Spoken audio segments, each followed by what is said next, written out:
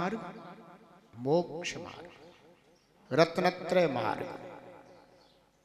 ऐसे स्वयं शुद्ध पवित्र मार्ग की यदि बालासक्त जनाश्रयाम, बाल जन अज्ञानी जनों के द्वारा, असक्त जन शक्तिहीन जनों के द्वारा आश्रय करने पर वाच्यताम, यदि निंदा होती है,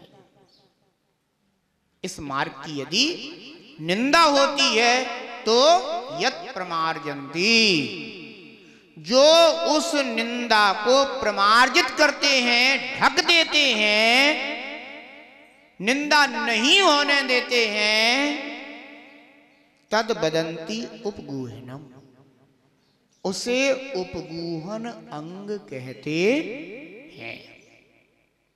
बंधुओं ध्यान रखना, हमारी बहुत बड़ी जिम्मेदारी है कि हम धर्म और धर्मात्मा की रक्षा करें। यदि हमने धर्म और धर्मात्मा की रक्षा नहीं करी तो बंधु हमने अपने सम्यक दर्शन का परिचय भी नहीं दिया। संसार दशा है, सभी जीव एक जैसे नहीं होते, सभी के द्वारा एक जैसी तपो साधना भी नहीं होती, सभी एक जैसे उत्कृष्ट चर्यावान भी नहीं होते।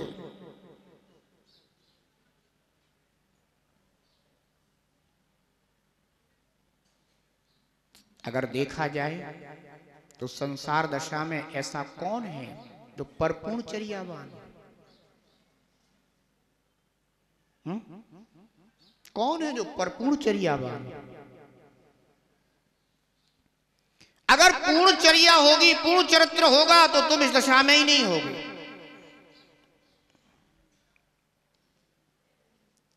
और अगर इस दशा में हो तो जरूर तुम्हारे अंदर कोई ना कोई कमी अवश्य है। कहते हैं कि एक मुनराज छठे से सातवें गुण स्थान में जाते हैं, सातवें से छठे गुण स्थान में आ जाते हैं। क्यों? अगर इतनी ही उत्कृष्ट चर्या है तो फिर छठे से सात में जाकर के सात में से आगे बढ़ जाना चाहिए। लेकिन उतनी विशुद्धि जागी और पुनः कसाय से प्रभावित होकर के नीचे आ गए।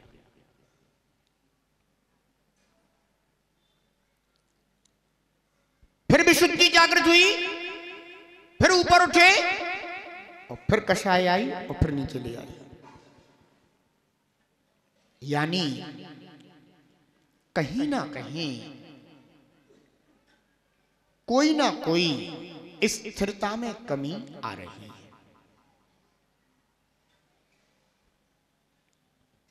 ये तो एक सहज मार्ग हो गया है, लेकिन इसमें कोई लोक निंदित मार्ग नहीं की बात नहीं है।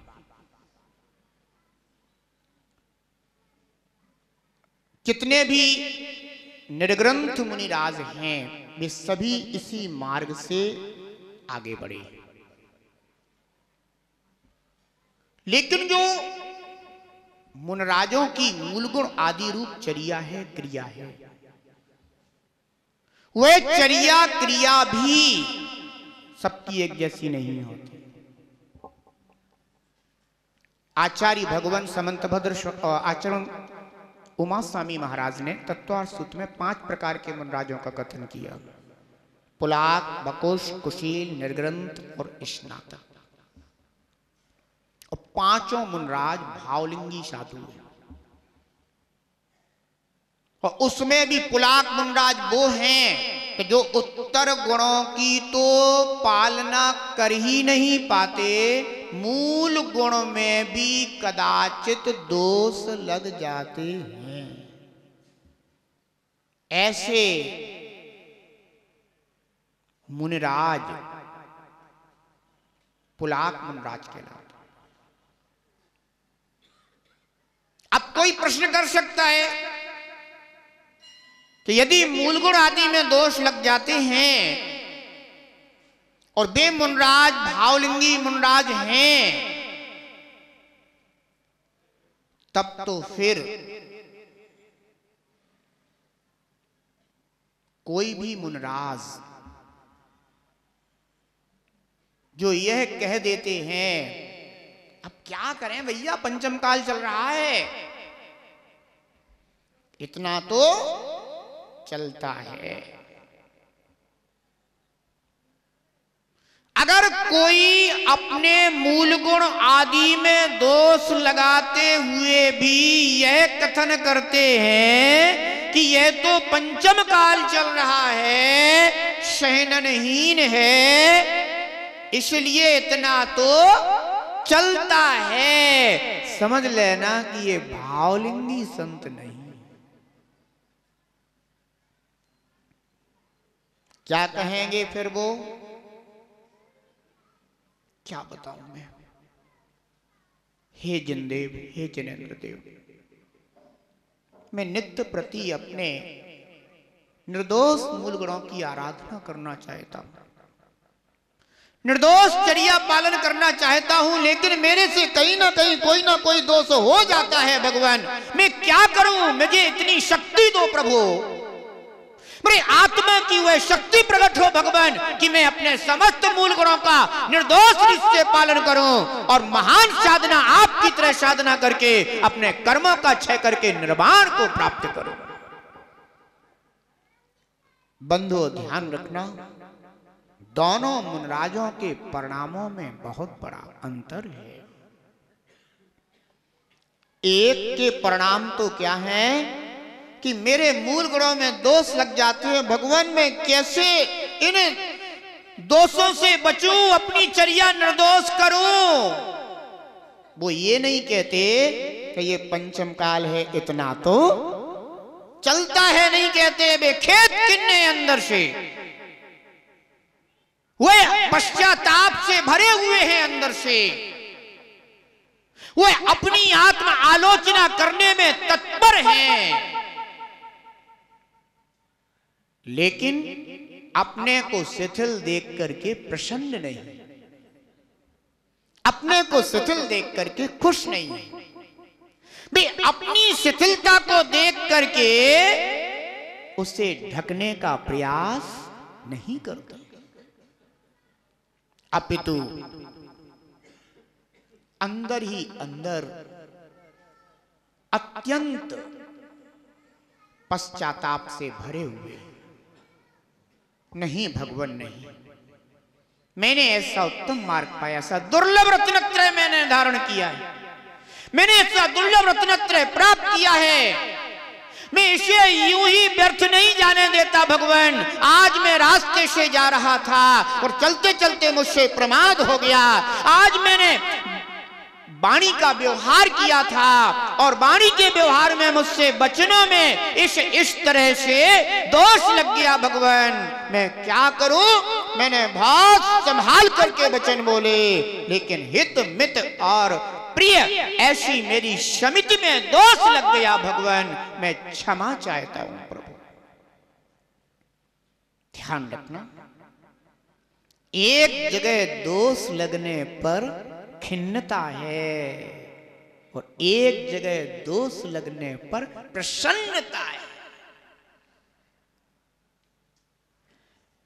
जहां दोष लगने पर प्रसन्नता है बंधुओं, वह मुनिराज अपने लक्ष्य से भटके हुए, और जो कदाचित दोष तो दिख रहा है, लेकिन फिर भी अंदर में जो खिन्नता से भरे, पश्चाताप से भरे, अपनी आलोचना करने में तत्पर है, ऐसे मुनिराज बंधुओं मूल गुण में भी दोष होते हुए भी स्वयं भी तरने वाले हैं और भव्य जीवों को तारने वाले हैं, मोक्ष मार्ग को संवारने वाले हैं।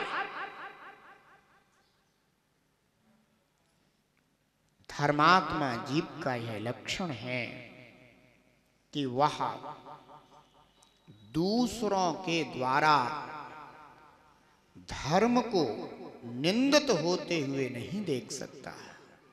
सम्यक दृष्टि जीव का स्वभाव है, ये स्वरूप है।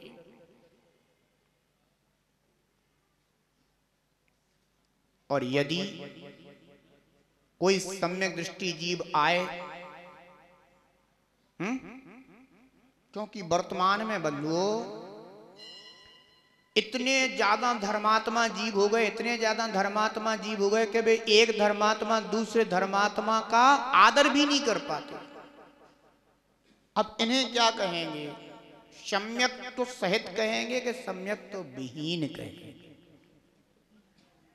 अगर एक धर्मात्मा दूसरे धर्मात्मा के काम नहीं आ सकता है तो इसका तात्पर्य है कि वह अभी धर्म से रहित है।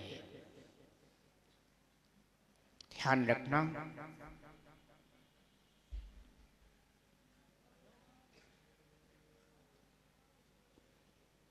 घर परिवार में अगर ऐसा कोई भी कार्य हो जाता है तो सब मिलकर के उसको क्या कर देते हैं? ढक देते हैं। बंधु, यही धर्मात्मा का लक्षण है। लेकिन उसके द्वारा धर्म का उपहास नहीं किया जा सकता। अगर किसी ने धर्मात्मा का उपहास किया तो उपहास किसका होगा? निंदा किसकी होगी? निंदा तो धर्म की होगी। अज्ञानी जन, मिथ्यात्वी जन यही कहेंगे कि ऐसे होते हैं, देख लो भैया, है ना, धर्मात्मा बने फिरते थे, इस धर्म को धारण करने वाले ऐसे ही होते हैं। निंदा किसकी हो गई? धर्म की हो गई। बंधुओं, आचार्य भगवंतों ने कहा है कि पंचम काल में कोई भी निर्ग्रंथ मुनि एकल विहारी ना रहे। अगर वह एकल विहारी रहता है तो धर्म की और गुरु की निंदा करने वाला होता है, कराने वाला होता है। आचार्य कुंकुन देव तक यहां तक लिखते हैं कि वह मेरा शत्रु भी क्यों ना हो, यानी वो मुझे अगर अपना शत्रु भी मानता हो तो भी मानता रहे, लेकिन एक बात मेरी मान ले कि पंचम काल में वह साधु एकल विहारी ना हो।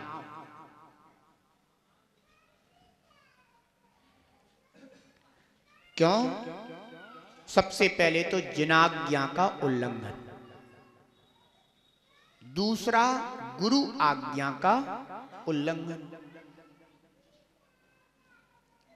और जहां पर जिनाज्ञा और गुरु आज्ञा का उल्लंघन हो गया हो बंधु, वहां सम्यक दर्शन होगा क्या?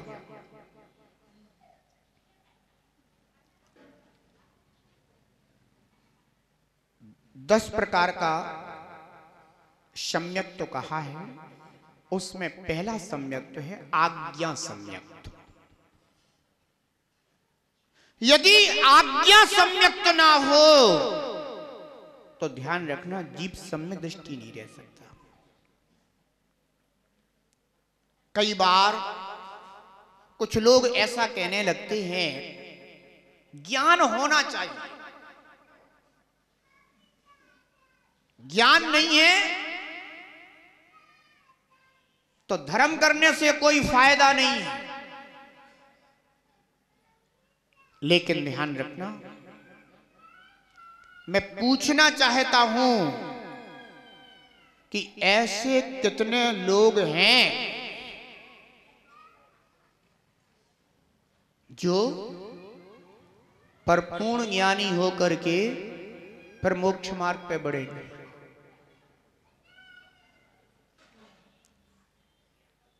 बंधुओं, तीर्थंकर भगवान भी हुए हैं, वे भी परिपूर्ण ज्ञानी नहीं हो सके। हम बहुत ज्यादा होगा तो प्रत्यक्ष में जान लेंगे, शास्त्रों से जान लेंगे। अब हमसे कोई पूछेगा वो सुमेरु पर्वत के विषय में शास्त्रों में आया हुआ आपने देखा है क्या, तो मैं तो यही कहूंगा भैया मैं तो आज्ञा सम्यक्ति हूं, जिनेंद्र देव की आज्ञा जिस रूप में मुझे प्राप्त हुई तो सुमेरु पर्वत ऐसा ऐसा है तो मैं मानता हूं। बोले नंदीश्वर द्वीप है, आपने देखा क्या, आज तक कोई मनुष्य गया क्या, हम तो यही कहेंगे आज तक कोई मनुष्य नहीं गया। फिर आप कैसे मान जाते हो, मैं तो मानता हूं भैया।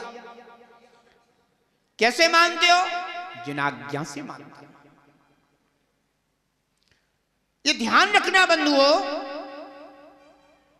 हर चीज ज्ञान से नहीं जानी जाती, अधिकांशतः श्रद्धांश से जानी जाती है। और जिसने श्रद्धांश से स्वीकार कर लिया वही ज्ञानी है, और जिसके पास श्रद्धा नहीं है बंधुओं वह ज्ञानी होकर के भी अज्ञानी।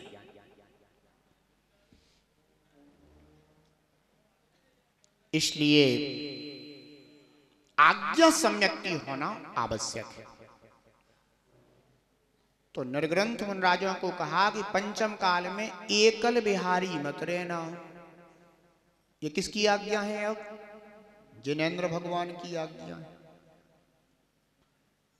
और जो एकल विहारी हो तो वो जिनाज्ञा में है कि जिनाज्ञा से विपरीत है,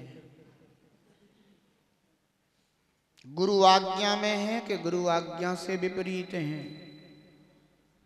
अब जो गुरु आज्ञा से भी विपरीत हो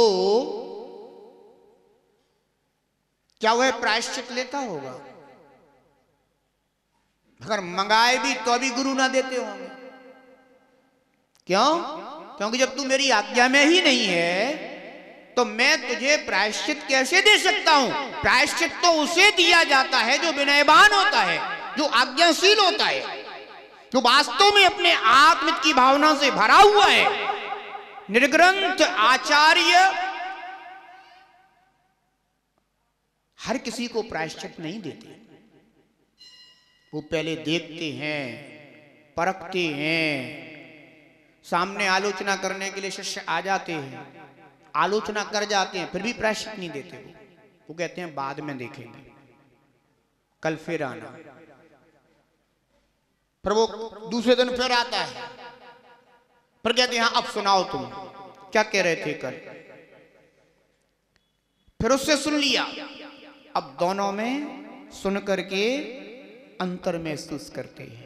कल इसने क्या क्या बातें बताई थी, आज कितनी छोड़ के बताई हैं, या आज नई कौन सी बातें बताई हैं।